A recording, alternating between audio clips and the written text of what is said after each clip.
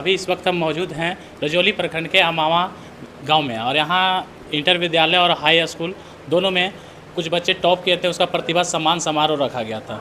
तो हम यहाँ के प्रधानाध्यापक शशि भूषण सर से बात करते हैं यहाँ की बच्चों के प्रति किस तरह का हमने इसका निरीक्षण रहा है, किस तरह के ने व्यवस्था दी है कि इस तरह का टॉप करते रहते हैं, बराबर बच्चे यहाँ टॉप करते रहते हैं। सर सबसे पहले आपका स्वागत है मेरे चैनल में। आपको भी बहुत बहुत धन्यवाद। मैंने आप किस प्रकार बच्चा को स्ट्रेटजी देते हैं सर कि आपके बच्चे बराबर टॉप करते रहते हैं और अच्छे अंक लाते हैं, नहीं इससे क्या किस तरह का स्ट्रेटजी देते हैं, आपका क्या इसमें योगदान रहता है? कुछ स्पेशल नहीं होता है, सिर्फ सच्चे मन से लगन से हम लोग काम करते हैं, बच्चों को पढ़ाते हैं। ऐसा नहीं कि हम लोग बैठे हुए हैं, गप चल रहा है, बच्चे का क्लास लीजर जा रहा है।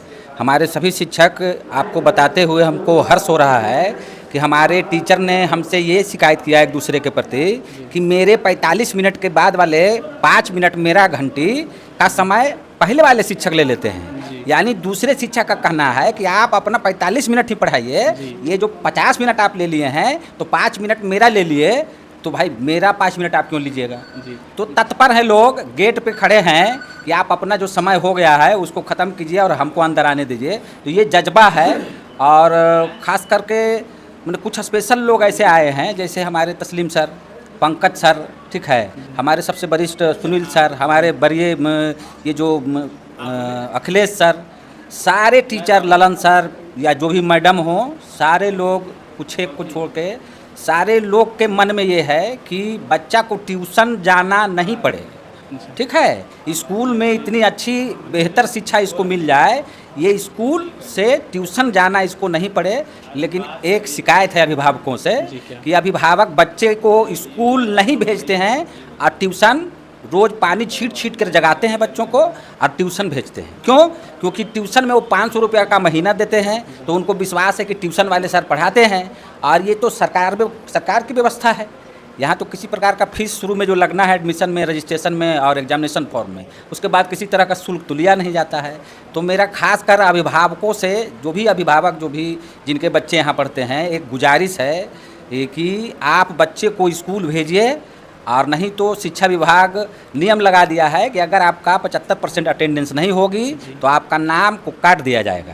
तो हम आशा करते हैं कि बच्चों को सुगमता तौर पे सुगम तरीके से यहाँ भेजें गार्जियन, और यहाँ गार्जियन जिनके भेजे हैं उनके बच्चे टॉपर हैं आज, ठीक है। जैसे आपने देखा, हम कुछ दिन पहले देखे था, आपका एक प्रचार प्रसार की गाड़ी गांव-गांव घूम रही थी कि बच्चों को स्कूल पहुंचना जरूरी है वरना नाम काट दिया जाए। तो अभी तक ऐसे कितने बच्चे जो पहुंच गए हैं, कुछ बच्चे नहीं पहुंचे, उनका नाम काटा गया है या नहीं काटा गया है?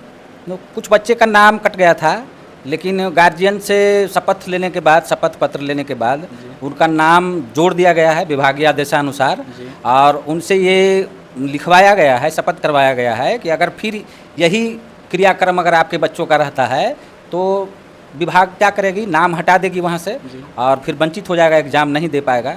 इसीलिए अभिभावकों पर ज़्यादा मेरा फोकस है कि अभिभावक थोड़ा सुधरेंगे तो बच्चे तो अपने आप सुधर जाए। अब यहाँ के जो प्रतिभा सम्मान समारोह रखे हैं सर, उसमें बहुत सारे बच्चे को हम देखें अच्छा मार्क्स आया है, अच्छा प्रदर्शन किया है, तो उसके लेकर इस विद्यालय से क्या योगदान रहेगी और आगे एडमिशन में किस तरह की उसके मैंने रणनीति रहेगी कि इस तरह अगला बार भी वो अच्छा बेटर रिजल्ट लाए? तो जो भी मेधावी बच्चे यहाँ हैं 9 से लेके 12 तक में, और ख़ासकर जो जिनका आर्थिक स्थिति ठीक नहीं है, जो गरीब बच्चे हैं, उनको आप पूछ लीजिएगा सारे बच्चों से नीचे जाकर इंटरव्यू में। उनको मैंने पहले ही कह दिया है कि हमसे सिर्फ एक कागज़ पर लिख के ये बता दिया जाए कि मेरे पास किताब खरीदने के लिए पैसे नहीं हैं, तो मैं उन सारे बच्चों को किताब बिल्कुल गुप्त तरीके से दे दूंगा और किसी को बताऊंगा नहीं कि मैंने किताब और कॉपी बच्चों को मुहैया कराया है। ये जहाँ तक बात है कि वो कहाँ से होगा, तो कुछ वेतन से होगा, कुछ लोगों का चंदा से होगा और कुछ विभाग से मांग करेंगे, और कुछ हमारे गार्जियन बैठे हुए हैं।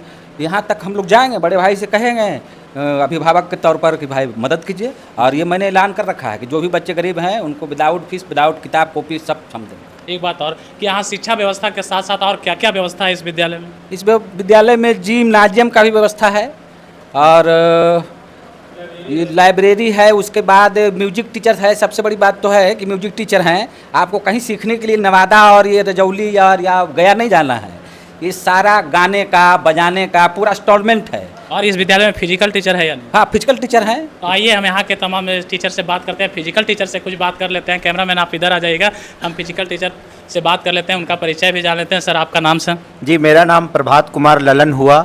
जी, as a posted as a posted physical teacher, inter विद्यालय अमामा। जी।